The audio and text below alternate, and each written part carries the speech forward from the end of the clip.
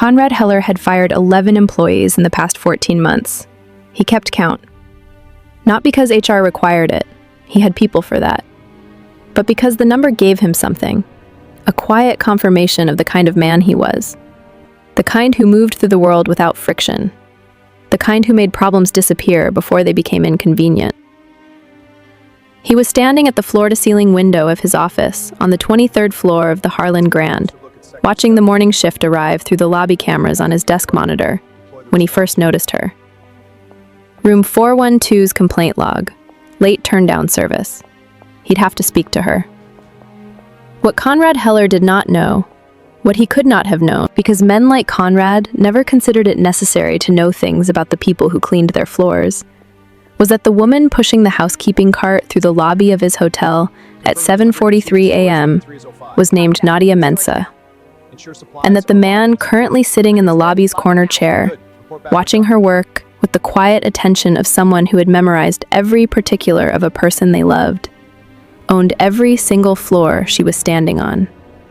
Every floor, every camera, every decision Conrad Heller had ever believed was his to make. His name was Huang Jun, and in approximately 6 weeks, Conrad Heller was going to learn exactly what it cost to touch something that belonged to him. Stay with this one. Subscribe and hit the notification bell, because this story goes places you will not see coming, and you need to be here for all of it. Now let's go back to the beginning. Nadia Mensah had been in America for 6 years. She'd come from Accra on a work visa, sponsored by a hospitality group that no longer existed, which meant her immigration status existed in that particular legal gray area that people like Conrad Heller had learned to weaponize. She knew this. She'd known it from the day she arrived, the way immigrants learn to carry the knowledge of their own vulnerability like a second passport, always present, never shown unless necessary. What she'd built in those 6 years was modest by Manhattan standards, and extraordinary by the standards of what she'd started with, a one-bedroom apartment in Crown Heights that she shared with her cousin Efwa. Money sent home to Accra every month without fail. Her mother's medication, her younger brother Kofi's school fees, the slow accumulation of a future she was building from the outside in. Her grandmother back in Accra had a saying, "The river does not rush. It simply keeps moving until it has carved the canyon." Nadia kept moving. The Harlan Grand paid better than most, $23.40 an hour plus benefits, which in New York's service economy was the difference between surviving and something closer to living. She'd been there 3 years. She knew which guests tipped and which ones didn't. She knew which floors smelled like old money and which ones smelled like new money trying to look old. She knew that the housekeeping supervisor, a Trinidadian woman named Gloria, covered for the younger girls when the overtime got unreported. And she knew that Conrad Heller noticed everything and remembered what was useful to him. She'd been careful around him from the beginning, not because of anything he'd done yet, but because of the way he looked at the female staff, the way his eyes moved, the way he smiled at women who needed their jobs in the specific manner of a man who understood exactly what that need meant and had filed it for later use. Nadia had seen that look in Accra. She'd seen it in the faces of men who believed the world had been organized for their comfort, and that other people were simply furniture in the arrangement. She kept moving.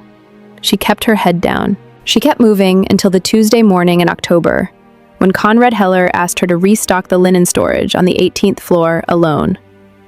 The storage room on the 18th floor was at the end of a service corridor that the guest cameras didn't cover. Conrad had chosen it for exactly that reason. He followed her in 3 minutes after she'd started pulling fresh linens from the shelving unit. She heard the door, turned, and saw his expression, and knew, with the cold clarity that comes from having spent years reading rooms and people and the particular temperature of danger, exactly what this was. "Mr. Heller," her voice came out level. "I'm restocking 1802 and 1804.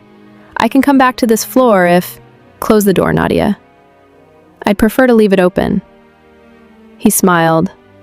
The smile of a man who'd done this before and found it easy. "You've been late on 3 turndowns this month. That's a pattern. HR is already looking at your file." Nadia's hands stayed on the shelf. She didn't move toward the door. He was between her and it. But she didn't step back either. Her grandmother's voice in her head. When the predator charges, the antelope that freezes dies. The one that moves lives. My turndown times are within the hotel's acceptable range, she said carefully. I'd like to discuss this with Gloria present. Gloria doesn't run this hotel. He took one step closer. I do. What happened in the next 40 seconds happened fast and left marks that would take months to fully surface. He reached for her. She shoved him. Both hands, all her weight behind it. The specific force of a woman who had decided in a fraction of a second that whatever consequences came after were preferable to what came before. He stumbled backward into the shelving unit, sending a stack of folded towels to the floor. The surprise on his face? Genuine, unguarded surprise. The expression of a man who had never in his adult life been physically rejected. Lasted exactly 2 seconds. Then, it became something else entirely. You just made the worst mistake of your life, he said quietly. Nadia walked out of that storage room, down the service stairs, and straight to Gloria's office. Her hands were completely steady. Her face was completely steady. She was completely steady until she sat down in the plastic chair across from Gloria's desk. And then, she was not steady at all. And Gloria came around the desk without a word and put both arms around her and let her shake. She was fired by 3 p.m. The termination letter cited inappropriate conduct toward a supervisor and pattern of performance issues. It had been prepared before she'd finished her shift, which meant Conrad had written it before he'd even gone back to his office, had prepared it the moment she walked out of that storage room, because he'd done this before, and he knew exactly how the next part went. By 4 p.m., a formal complaint had been filed with HR, claiming that Nadia had behaved aggressively toward Conrad during a routine performance review, had used threatening language, and had made physical contact with him. By 5 p.m., an anonymous tip had been called into USCIs, flagging concerns about the work authorization status of a Harlan Grand employee matching Nadia's description. Conrad Heller had destroyed women before. He'd learned early that the women most vulnerable to this particular machinery were the ones with the most to lose. Single mothers, women supporting families abroad, women whose immigration status gave him a lever he could apply with almost no effort.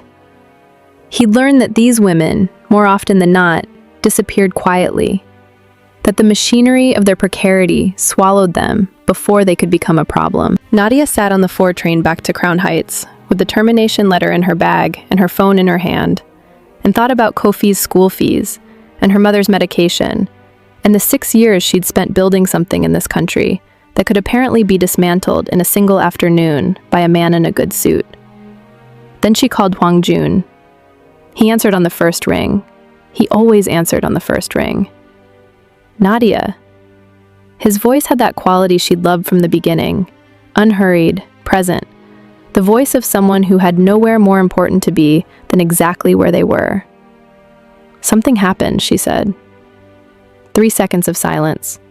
The kind of silence that meant he was already moving. Are you hurt? No, not... She stopped, started again. He tried. I got out. Another silence. This one had a different texture. She'd learned to read Hwang Jun's silences the way you learn to read weather. The quality of the stillness told you everything about what was building underneath. Where are you? On the train, going home. I'll be there in 40 minutes. June, 40 minutes. Not a command, not even urgency, just certainty.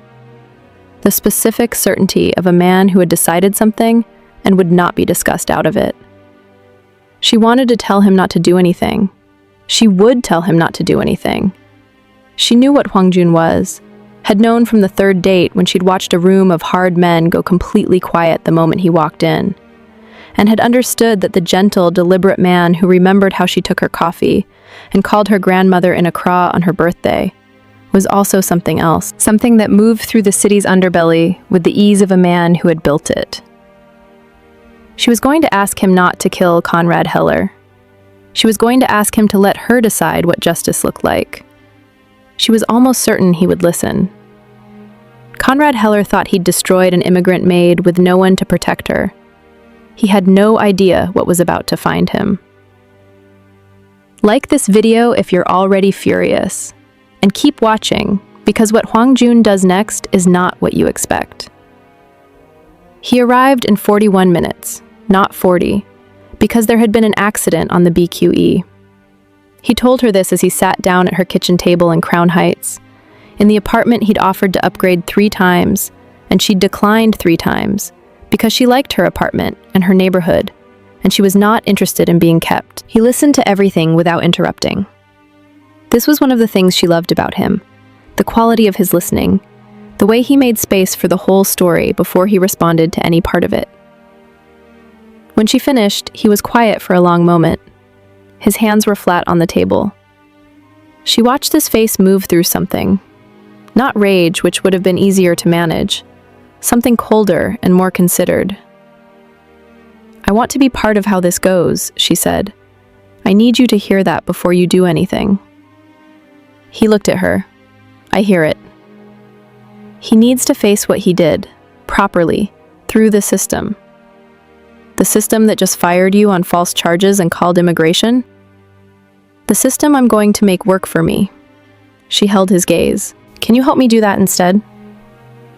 Hwang Jun looked at his fiancée, at the woman who had walked out of a storage room on the 18th floor of a hotel he owned, and called him from a train instead of falling apart, who was now sitting across from him in a Crown Heights kitchen, asking him to be patient and precise instead of immediate and final, and felt something that had nothing to do with the crime family he ran or the empire he'd built. He felt something that felt remarkably like being known. "Tell me what you need," he said. What she needed took 3 weeks to build. Hwang Jun moved quietly. This was his particular skill. Not force, which any man with enough money could purchase, but precision. The ability to apply exactly the right pressure at exactly the right point. The first thing he did was nothing visible. He simply made a call to the head of the Harlan Grand's parent company. A call that lasted 4 minutes and resulted in a full audit of the hotel's HR complaint history over the past 7 years. Not announced, not explained, just ordered.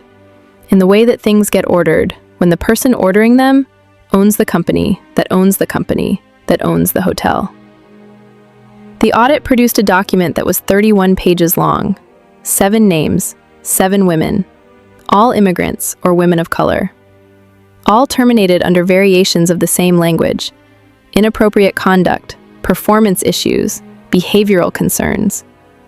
All of them with informal immigration flags in their files that had never been officially filed, but had been noted in the margins of HR records in Conrad's handwriting. The second thing Hwang Jun did was show Nadia the document. "This is yours," he said. "What you do with it is your decision." She read all 31 pages at the kitchen table while he made tea. She'd taught him how to make Ghanaian tea, strong and sweet, the way her mother made it. And when she finished, she sat for a long time with her hands flat on the pages. "He did this to 7 other women," she said. "At least 7. And they all disappeared quietly. Because they didn't have..." He stopped. "Because they didn't have someone like you," she finished. Not bitterly, just factually, with the weight of everything that meant. "That's exactly why this can't just be about me." The footage came from the camera Conrad hadn't known existed. Hwang Jun had upgraded the Harlan Grand's security system 4 months earlier, a routine infrastructure investment across all his properties. The new cameras covered every corridor, including the service passages on floors 12 through 22. Installed by a security company Conrad had signed off on without reading the full specification document, because Conrad Heller had not built his career on reading the fine print of things he'd delegated. The storage room on the 18th floor had a camera positioned at the top left corner of the door frame, visible only if you knew to look for it, pointing inward. It had recorded everything. Nadia watched the footage once, in Hwang Jun's office, with his hand covering hers on the desk. She didn't watch it again. She didn't need to. She'd lived it. What she needed was for the right people to see it. The footage went to 3 places simultaneously on a Thursday morning. First, the Manhattan DA's office, delivered by a lawyer whose firm represented Hwang Jun's legitimate business interests, and who had been waiting for exactly this kind of case. Second, the Harlan Grand's board of directors, delivered with the 31-page HR audit attached. Third, a journalist at the New York Tribune named Patience Addo, a Ghanaian-American investigative reporter who had been covering workplace exploitation of immigrant women for 4 years, and who received the package with a cover letter written entirely by Nadia herself. Conrad Heller was arrested at the Harlan Grand at 10:15 a.m. on a Friday. Nadia watched it happen on her phone, from her cousin Afua's couch in Crown Heights.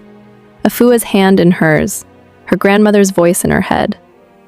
The river does not rush. It simply keeps moving. The story broke at noon. By 3 p.m., the Harlan Grand's social media was overwhelmed.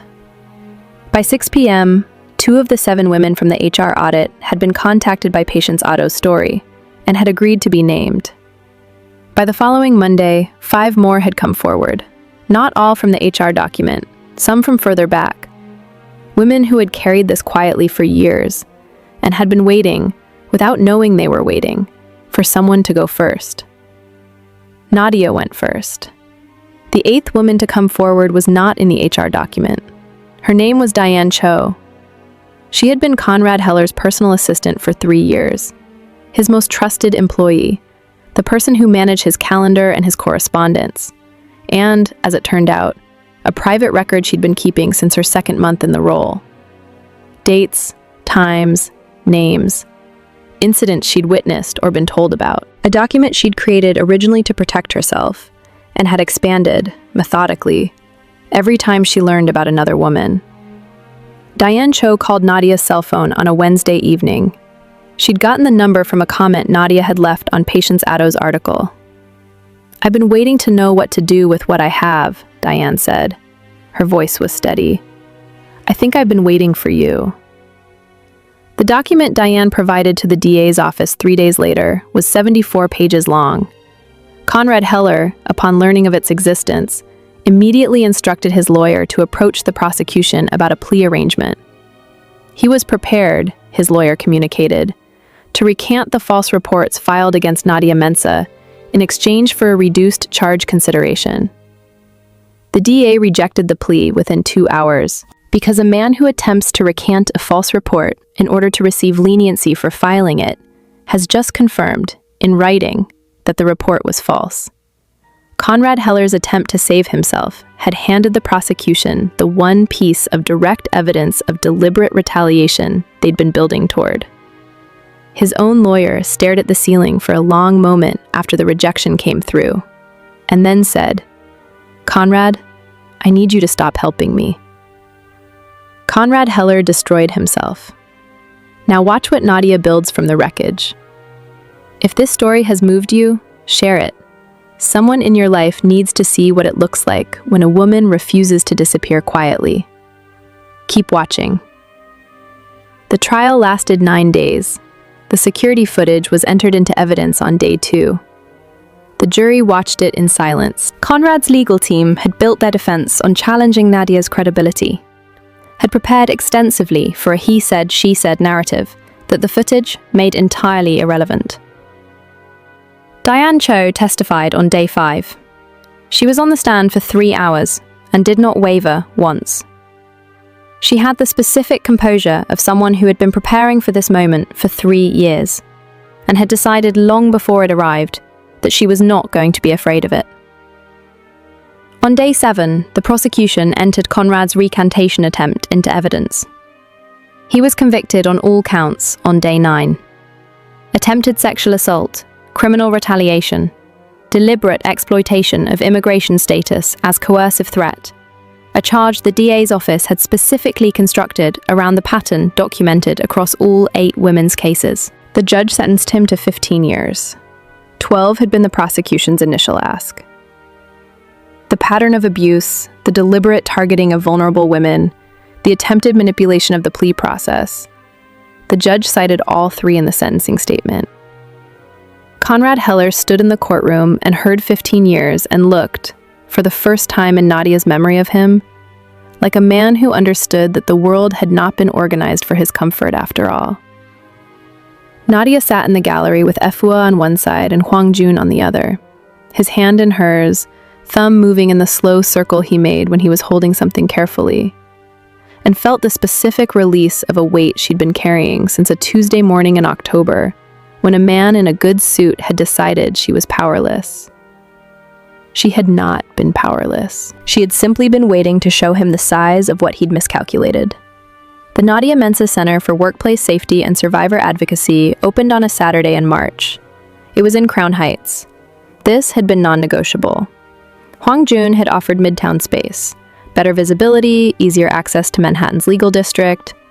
Nadia had said Crown Heights or nowhere, because the women this center was built for were more likely to live in Crown Heights than to feel comfortable walking into Midtown. And the point of the center was not visibility. The point was access. The building was a converted brownstone, 2 blocks from the 4 train. It had a legal aid clinic staffed by 3 immigration attorneys, 2 of whom had reduced their private practice rates significantly after reading about the case, one of whom had called Nadia directly and offered to work pro bono 2 days a week.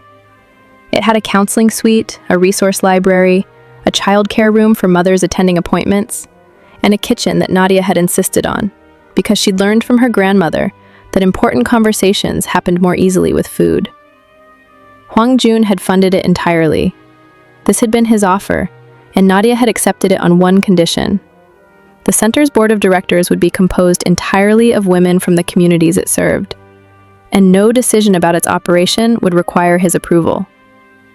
He had agreed without hesitation, which she had privately noted as one of the 17 reasons she had said yes when he asked her to marry him. She stood in the center's main room on the morning of the opening, before anyone else arrived, in the particular quiet of a place that was about to become something. The legal aid pamphlets were stacked on the reception desk. The counselors' offices had boxes of tissues on every surface. The kitchen smelled like the jollof rice Efua had been making since 6 a.m. Nadia stood in the middle of it and thought about 7 women whose names she now knew. About Diane Cho, who had become something between a colleague and a friend in the months since the trial. About Kofi in Accra, who had gotten into university and who she'd cried about on the phone for 20 minutes when he called with the news. About her grandmother, who was 91 years old and had said, when Nadia called to tell her about the center, "The river carves the canyon. I always knew you were the river." She thought about standing in a storage room on the 18th floor of a hotel and deciding, in a fraction of a second, that she was not going to be still. She thought about everything she'd built from that decision. "You're here early." She turned. Hwang Jun stood in the doorway in a simple dark jacket, no tie. The version of him she'd fallen in love with, before she'd ever seen the other version. He was holding 2 cups of coffee, and looking at her the way he'd looked at her from that lobby chair the morning all of this began, like she was the most specific person in any room she occupied. "I wanted a minute alone in here first," she said. He nodded, didn't move from the doorway. He understood this, had always understood the difference between being present and being needed. He waited. She looked around the room one more time, at everything that had come from the thing that was supposed to destroy her. "Okay," she said. "Come in." He came in. He handed her the coffee. He stood next to her in the middle of the room, and they looked at it together. This thing they had built.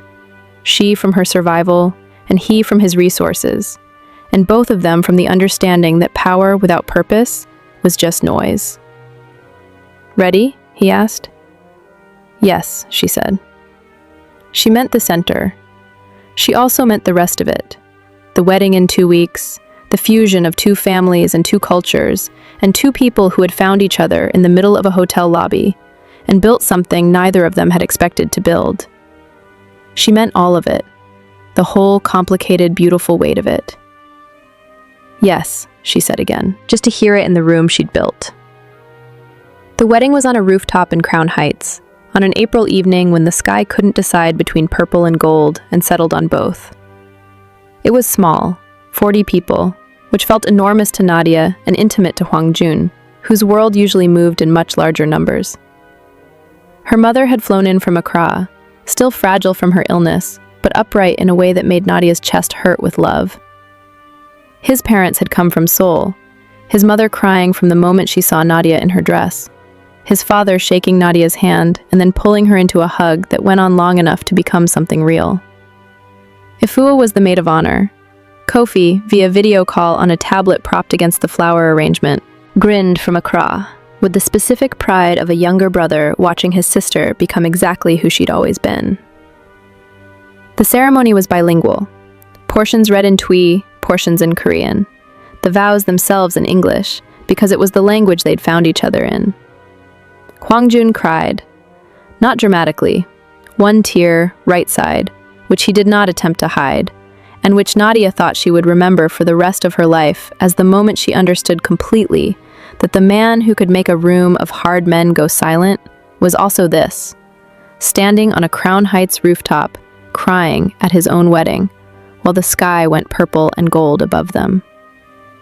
She was not steady. She didn't try to be. They had the rest of their lives for steady. Nadia Mensah didn't wait to be rescued. She decided what justice looked like, and then she built it. That's the kind of story this channel was made for. Subscribe for Korean romance, mafia drama, and stories about women who refuse to disappear quietly. New story every single week. Wife? I do. Comment below. And do you Was take Conrad's this man downfall to be your the husband? footage, Diane's testimony, You may or his now own kiss the arrogance bride. destroying his plea deal? Do you take Tell this me which woman to moment be your finished him wife? for you. I do. Do you Share take this with man someone to who be your needs to be husband? reminded that the You may river now carves the kiss. canyon. I'll see you in the next one. ***.